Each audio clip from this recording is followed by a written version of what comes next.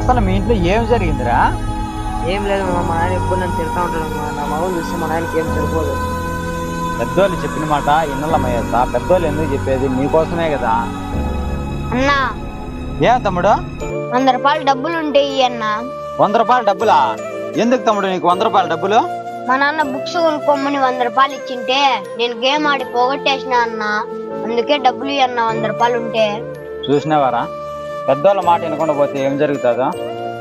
నువ్వెందుకు తమ్ముడు? మీ నాన్న 100 రూపాయలు ఇస్తే నువ్వు బుక్స్ కొనుక్కోవచ్చు కదా. అలా చేయకూడదు కదా నాన్న. నాకు డబ్బులు పోయిన తర్వాత ఇప్పుడు తెలిసిందన్న డబ్బులు వాల్యూ ఏంటో. నీకు మీ నాన్న ఇచ్చిన 100 రూపాయలు ఎంత కష్టపడి సంపాదించుంటాడో నీకు తెలిసినా? తెలీదన్నా. ఎర్రటి మండే ఎండల్లో కూలి పని చేస్తే గానీ ఆ డబ్బులు రావు నాన్న. అలాంటి డబ్బులు మీరు ఒక చిటికలో మాయం చేసేస్తారు. సారీ అన్నా. ఇంకెప్పుడు అలా చేయకు నాన్న.